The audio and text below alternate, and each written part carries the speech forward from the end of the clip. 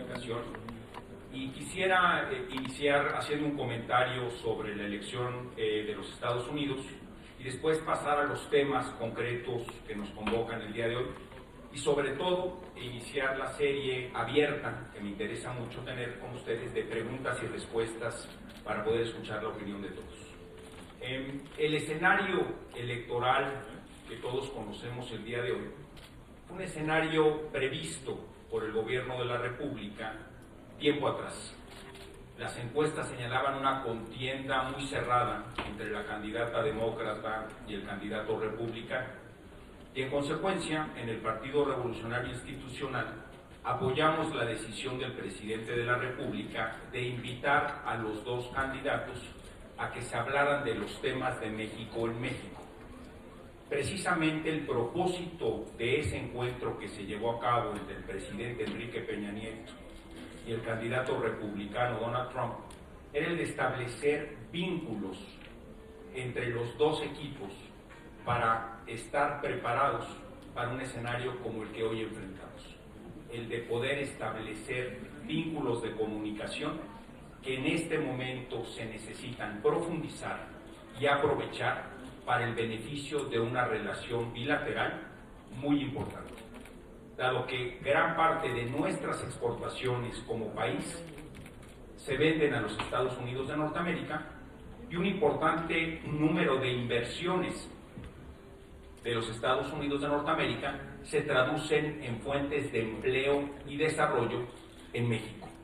La relación entre ambos países es rica en términos culturales, es rica en términos económicos, pero sobre todo se traduce en beneficios para las mujeres y los hombres que aquí trabajan en la industria que exporta o que viven en los Estados Unidos donde desarrollan sus actividades sociales, culturales y económicas.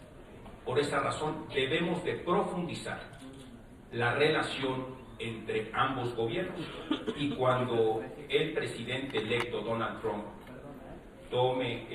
rinda protesta como presidente en funciones, incrementar todavía más la relación entre ambos países. Y por esa razón tenemos que establecer en México una nueva agenda que establezca políticas públicas diversas para resolver los problemas nacionales que tenemos. Ciertamente México ha vivido en la administración del presidente de la República importantes reformas estructurales que pusieron al día nuestra economía. Pero necesitamos ser críticos y autocríticos. Hay importantes áreas de la economía y de la sociedad que reclaman cambios y que tienen que ser atendidos porque tenemos que aprovechar mucho mejor las oportunidades que tenemos en nuestro país. En consecuencia, propongo una agenda que vaya más allá del debate entre partidos, que sea una agenda que podamos construir con la sociedad. He recorrido las 32 entidades federativas en los primeros 100 días como presidente nacional del PRI. Me llevé muchas lecciones muy importantes para el desempeño partidario. Pero ahora he iniciado un nuevo recorrido por las 32 entidades federativas para tener encuentros como este, encuentros con la sociedad civil de cada entidad federativa para construir una agenda común, una agenda temática que vaya más allá de los partidos políticos, que sea una agenda con la sociedad civil. Y por eso voy a ir al encuentro con el sector empresarial, con los medios de comunicación, con universidades, institutos y tecnológicos, para encontrar nuevas respuestas a las viejas preguntas que tenemos como nación. Propongo una agenda de 5 temas. El primer tema es que combatamos la corrupción y la impunidad. A México y a nadie le enorgullecen políticos como Javier Duarte, como Guillermo Padres, como Abarca o como el señor de las ligas. Eso tiene que acabar en nuestro país. En consecuencia, lo que propongo es que los corruptos acaben en la cárcel, que se recupere el dinero que se robaron, que se incauten las propiedades y que se regrese al pueblo.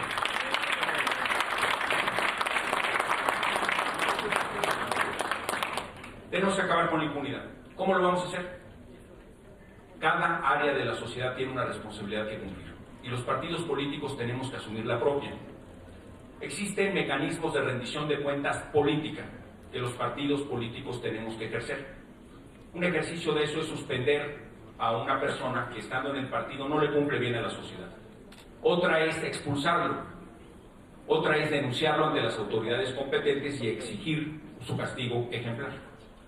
Y estos mecanismos de rendición de cuentas política son importantes para corregir un error, para corregir un problema. Y se utilizan en todos lados del mundo, pero no son suficientes. Debemos de establecer también políticas públicas preventivas al interior de los partidos políticos. Y en ese sentido, cuando asumí la presidencia del PRI, convoqué a un grupo de especialistas para que analizaran las mejores prácticas que se llevan a cabo en otros partidos políticos de cómo podemos prevenir la corrupción al interior de los partidos políticos. Y en consecuencia, hace una semana propuse ante el Consejo Político Nacional del PRI que se aprobara una nueva institución, una comisión anticorrupción, siguiendo las mejores prácticas internacionales. ¿Y qué propósito tiene esta comisión? En primer lugar, será integrada por personas de prestigio que revisen el perfil, el currículum de las mujeres y de los hombres que quieran ser nuestras candidatas o candidatos en el próximo proceso electoral del 2017. Empiecen a actuar de inmediato para que las mujeres y hombres que presentemos como candidatas y candidatos sean personas con prestigio y honestidad. Que empiecen los filtros preventivos al interior de los partidos políticos a tiempo. Porque es muy lastimoso para la sociedad que si no se revisan los perfiles y esas personas ganan las elecciones, se comporten de manera equivocada en el servicio público y el daño al patrimonio de todos los mexicanos y a la confianza en el sistema democrático es gravísimo. Por eso tenemos que promover acciones preventivas. Pero también debemos de establecer acciones de seguimiento. Es decir, esta misma Comisión Anticorrupción al interior del PRI estará atenta de las resoluciones de la Auditoría Superior de la Federación y de otras instituciones del Estado mexicano cuando advierten que una persona ya en funciones, sea priista o de otro partido, le esté incumpliendo a la ciudadanía o esté abusando del uso de los recursos públicos. Porque verán ustedes, lo que sucedió en Sonora con el exgobernador panista Guillermo Padres, o lo que sucedió en Veracruz con Javier Duarte, no fue sorpresivo. Se viene avisando por diversas instituciones del Estado mexicano de hace unos años a la fecha. Los actos que cometieron al principio pequeños pero importantes y después en creciendo, abusando del recurso público y dejando de pagar proveedores y servicios, debieron de haber levantado las banderas a tiempo. Y eso es precisamente lo que queremos prevenir y dar seguimiento en el PRI. Que seamos los priistas los primeros garantes de la transparencia y rendición de cuentas de los gobiernos que emanan de nuestras filas y de los gobiernos de otros partidos políticos. Por supuesto que señalaremos a los otros partidos políticos, pero el buen juez por su casa empieza y nosotros nos tenemos que hacer cargo de resolver la problemática asociada a los militantes del PRI. Por esa razón he propuesto, ya ha quedado ya aprobada, la creación de la Comisión Anticorrupción adentro del PRI, siguiendo las mejores prácticas internacionales en la materia, para prevenir y para darle seguimiento al buen comportamiento de los gobiernos. Pero además tenemos que establecer instituciones del Estado mexicano que con credibilidad y eficiencia castiguen los actos de corrupción cuando esto suceda. Y ese es el valor de la propuesta del presidente de la República de crear un sistema nacional anticorrupción, tanto a nivel federal como a nivel estatal. Y en ese sentido, la propuesta del PRI y el compromiso ante ustedes es que sean mujeres y hombres de prestigio, ciudadanos, quienes encabecen las instituciones anticorrupción a nivel federal y a nivel estatal, precisamente para que sean instituciones que, vinculadas con la sociedad civil, generen la confianza y los resultados que demanda el problema que tenemos enfrente. Porque la corrupción en México no es nueva, pero esta generación de mexicanos tiene que marcar la diferencia entre lo que ha sido y lo que debe de ser el desarrollo de nuestro país. Por eso proponemos desde el PRI la convocatoria a todos los sectores de la sociedad para que tomemos esta como una oportunidad y cambiemos las instituciones de nuestro país para bien. Quiero hacer un paralelismo histórico. En 1988, las elecciones se llevaron a cabo bajo un proceso que fue cuestionado por todos los sectores de la sociedad. Esas elecciones no dejaron satisfecho a nadie. ¿Y a qué tarea nos dimos los mexicanos? Desde la sociedad civil, la empresa, los medios de comunicación, los partidos políticos, el gobierno en ese entonces, nos dimos a la tarea de reformar la Constitución, reformar las leyes, para crear nuevas instituciones y atender el problema. Se creó el Instituto Federal Electoral, se creó el Registro Federal de Electores, la credencial para votar con fotografía. Y los mexicanos acudimos de nueva cuenta a las urnas en 1991 y participamos electoralmente. ¿Cuál fue el resultado de esa elección? Pues arrojó una composición del Congreso que permitió las reformas estructurales por las que se recuerda aquella administración. Pero las elecciones federales del 91 no se cuestionaron por las mismas razones que sí fueron cuestionadas las elecciones del 88. Es decir, hubo un cambio. Oye, ¿resolvimos todos los problemas de la democracia electoral de México entre el 88 y el 91? Por supuesto que no. Por supuesto que ha habido la necesidad de hacer futuras reformas y ciertamente hay temas que se tienen que discutir, como en cualquier democracia, para mejorar constantemente nuestras instituciones. Pero ciertamente hubo un cambio entre que las elecciones se organizaran en gobernación y se generaran dudas para toda la sociedad y todos los partidos, a tener una institución predominantemente ciudadana que organizara las elecciones como fue en el 91 y que generara entonces elementos de credibilidad. Yo creo que de esa magnitud es la oportunidad y la responsabilidad que tenemos para combatir la corrupción en este momento. Crear nuevas instituciones que con la participación de mujeres y hombres de prestigio en todo el país puedan cambiar la ruta y combatir de frente la corrupción y la impunidad. Ese es el primer tema que propongo en una agenda de unidad nacional, donde no importa qué partido político sea el de la idea, que las ideas se conviertan en soluciones que podamos construir con la sociedad civil para mejorar las condiciones del país. El segundo tema que quisiera proponer es el siguiente. México tiene un claro potencial económico. Necesitamos tener políticas públicas para tener más empleos justos y bien remunerados que nos permita reducir la desigualdad y eliminar la pobreza. En el recorrido que he hecho por las 32 entidades federativas, me encontré, a muchos de ustedes los conocí en ese contexto, en esos recorridos, pero me encontré un país muy diverso en desarrollo económico.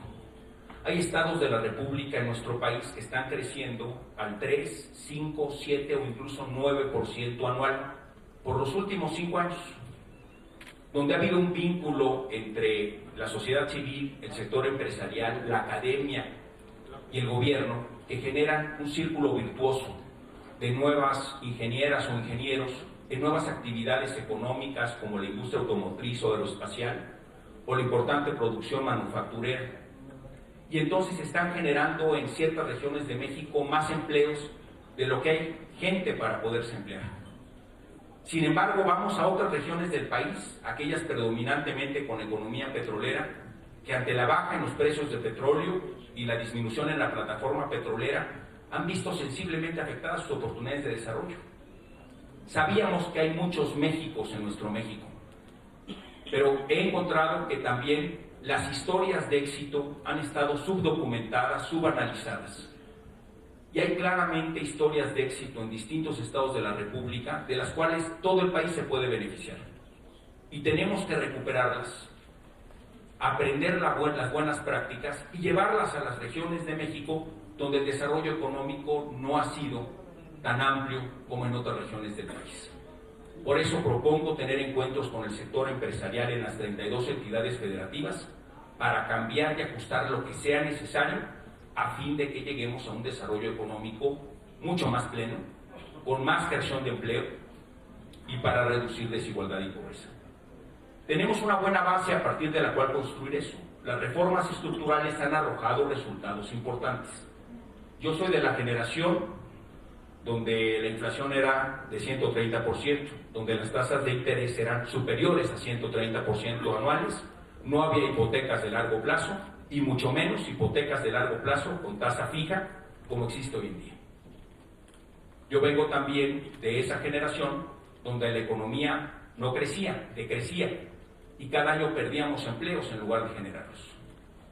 En el gobierno del presidente de la República se han creado en 3 años y medio 2.3 millones de nuevos empleos.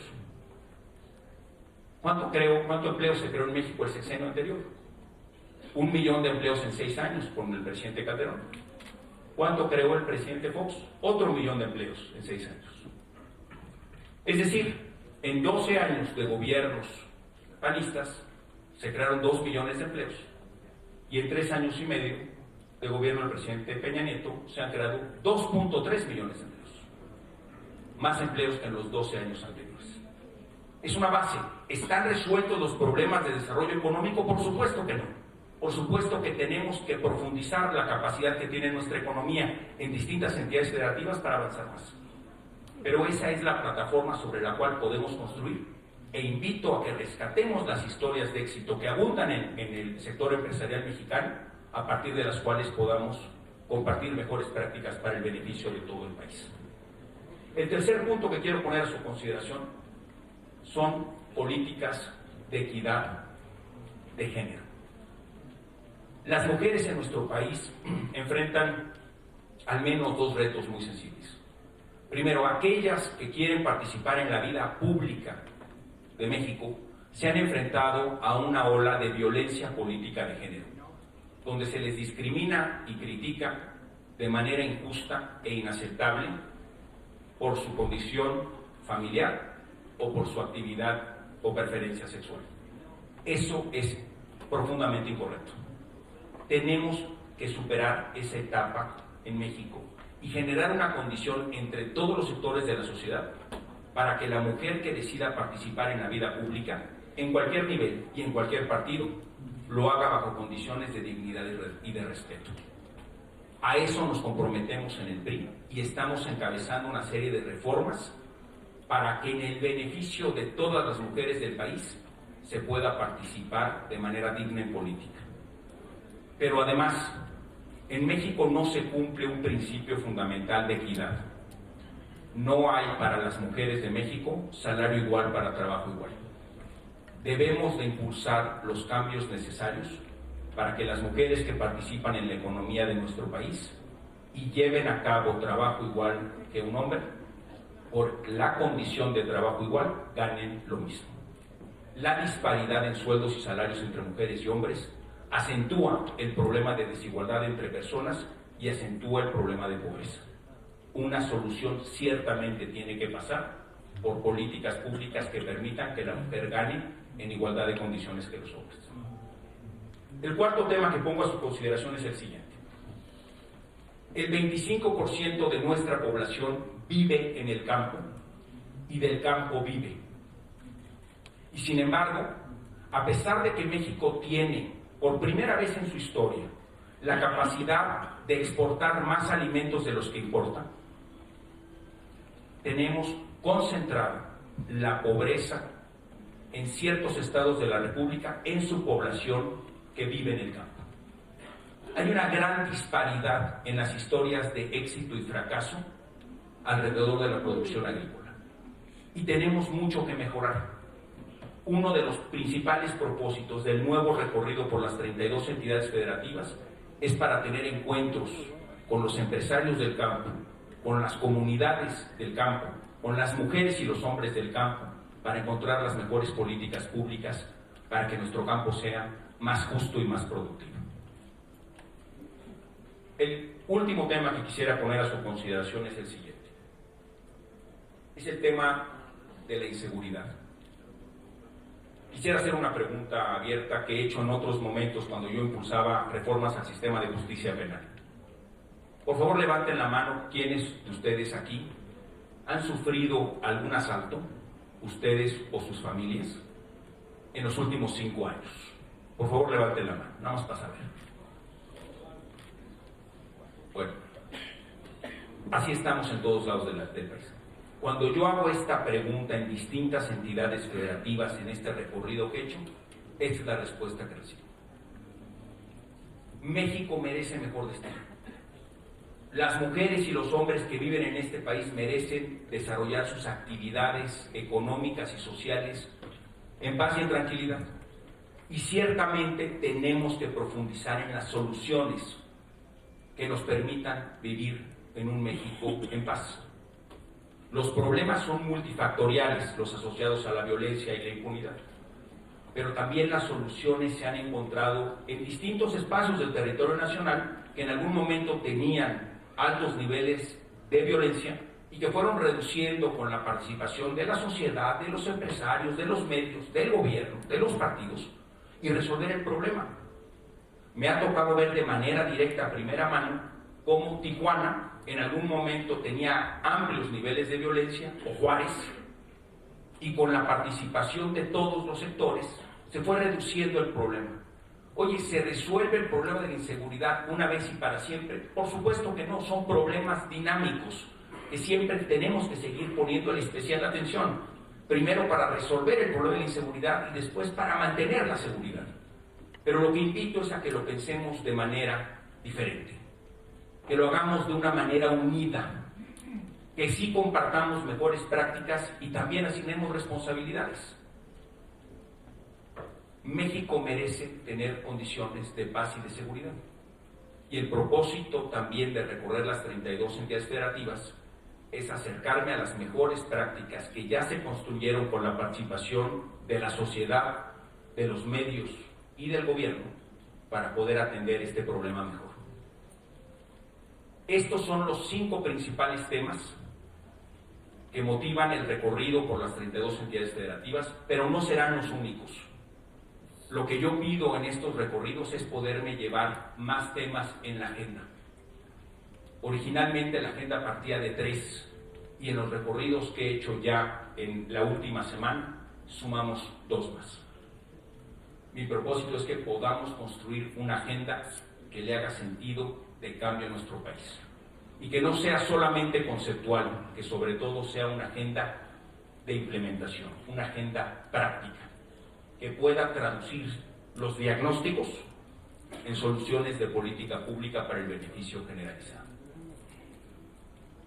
Finalmente, señoras y señores, en el PRI estamos convencidos de la manera en que nos hemos comunicado con la sociedad en general debe de mejorar de manera dramática.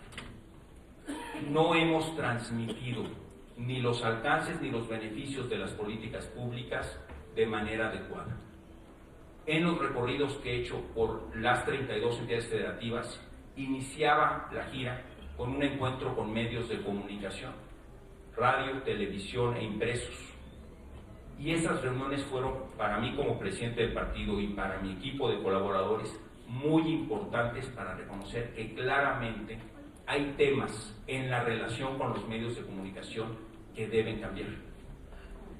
Yo lo que les pido es que en este encuentro y en la sesión que vamos a tener de preguntas y respuestas, por favor me compartan sus inquietudes, la visión crítica que tienen para que podamos mejorar las cosas y hacer un mejor trabajo a favor de México.